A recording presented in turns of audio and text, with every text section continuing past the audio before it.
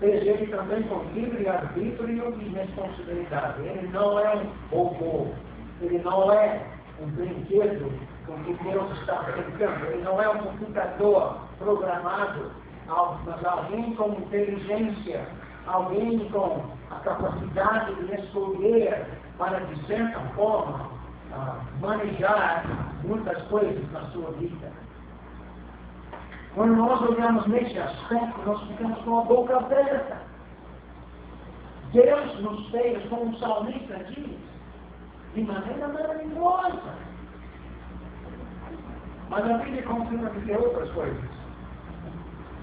E de ser o meio dessa grandeza, de ser essa coroa de honra e glória, o homem ele mancha aquela carola, ele deslustra aquela carola. Naquela imagem que ele está criada, ele desfigura a imagem dele pelo pecado dele, pela rebeldia dele, pelo orgulho, pelo egoísmo e as outras qualidades que separam ele de Deus.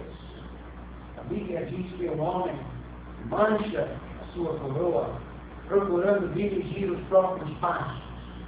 Ele não é capaz de fazer isso. O profeta Jeremias diz em Jeremias 10, 23, eu sei, Senhor, que não está nas mãos do homem o seu futuro. O homem não tem nas suas mãos o seu futuro. Não compete ao homem dirigir os seus passos. O homem acha, eu sou tão maravilhoso, eu posso me dirigir mesmo, sem Deus. Não preciso me preocupar com a palavra de Deus. Não preciso me preocupar com a revelação dele por meio de Cristo Jesus. Mas o homem não sabe dirigir os seus passos. Ele se desencaminha. Ele mancha a sua coroa, ele desfigura, estraga a sua imagem de Deus, em que ele foi criado no início. E ele, como Eclesiastes, capítulo 7, versículo 29, diz, página 520, a sua Bíblia, a Bíblia diz assim, cheguei a essa conclusão, o autor de Eclesiastes diz, Deus fez os homens justos. Com certeza nós concordamos. Deus fez os homens justos, e podemos adicionar bons, maravilhosos, especiais. Então, mas eles foram em busca de muitas intrigas. Na sua independência, no seu livre-arbítrio, o homem vai em busca de muitas intrigas. Ele vai no seu próprio caminho, se separando de Deus. E o resultado é o que Paulo escreve em Romanos capítulo 3. Vem comigo em Romanos capítulo 3, página 877. O apóstolo Paulo escreveu esse livro para demonstrar a necessidade do Evangelho. O homem, criado de uma maneira tão maravilhosa, é um pecador, universalmente falando.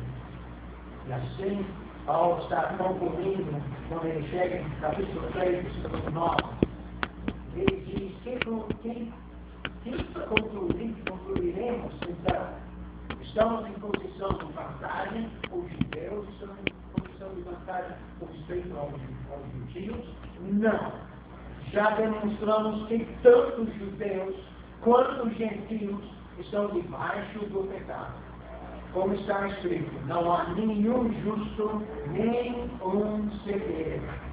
Não há ninguém que entenda, ninguém que busque a Deus. Todos se desviaram, tornaram-se juntamente inúteis. Não há ninguém que faça o bem, não há nem um sequer.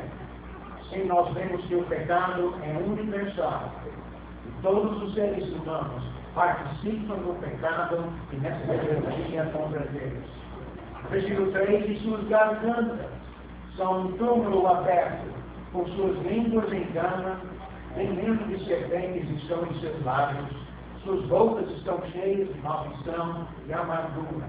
E assim nós vemos que o pecado não é só universal, o pecado é vocal. Nós pecamos com a boca, pecamos com as nossas palavras, a nossa maneira de palestrar e de falar. Versículo 15, seus pés são ágeis para derramar sangue.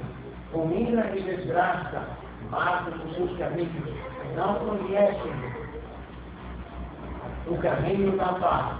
Além de pecado ser universal e vocal, o pecado também é violento, muito violento. Uma criatura de todos os bichos, o mais violento é o homem, com toda certeza. Que bicho já matou 6 milhões de judeus no Holocausto? Que bicho já matou tantas pessoas em guerras como o homem faz? O homem é violento, o homem é pecador. Depois dessa conclusão, Paulo dá mais uma conclusão.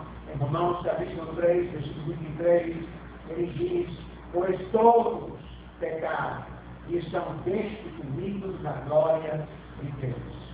Pois todos pecaram, universalmente, sem nenhuma exceção, só Jesus não pecou. Mas todo o resto, judeu e gentio, já pecou. Estão destituídos da glória de Deus, destituídos da coroa, destituídos daquela imagem de Deus em que ele foi criado, podemos dizer. Ele estraga a sua imagem. Ele torna-se pecador, então, e torna-se inútil. Ficando aqui em Romanos, olha de novo o versículo 12, capítulo 3, versículo 12. Todos se desviaram, tornaram-se juntamente, qual é a palavra aí?